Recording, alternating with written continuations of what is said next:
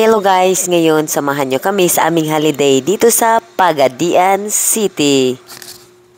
Oh, Lara daw, La Michelle, ayan, Mamilita, Mama Pe, ayan, oh, Mami Dak, Daddy, Laag mi Plaza, ngit-ngit man.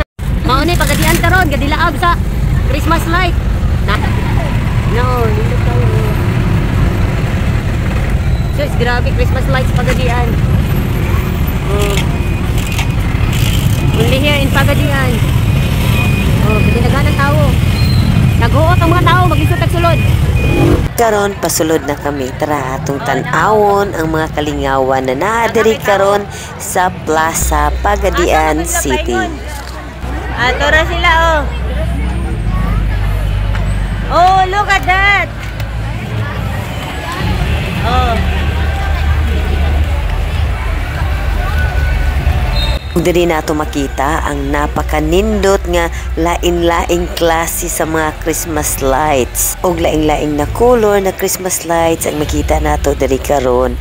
Tara atong tuyokon tan-awon nato kung unsa ang mga entertainment na ginabuhat nila diri ug tungod sa kadaghan sa mga tawo.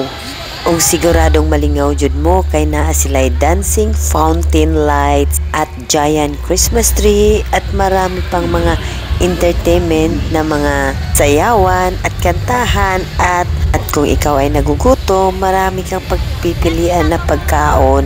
Kaya nakakamiss talaga ang Pagadian City at binabalik-balikan ng ating mga kababayan dahil sa napakagandang mga activity ang ginagawa nila dito, lalo na pag Pasko or going to fiesta dahil malapit na ang fiesta dito.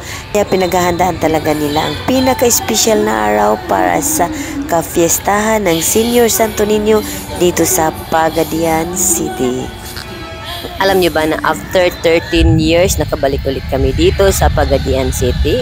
Actually, we're flying from Australia, tapos Bali, Indonesia, to Manila, tapos nag-stay kami ng mga ilang days at ngayon naabot ra jud mi diri sa Pagadian City.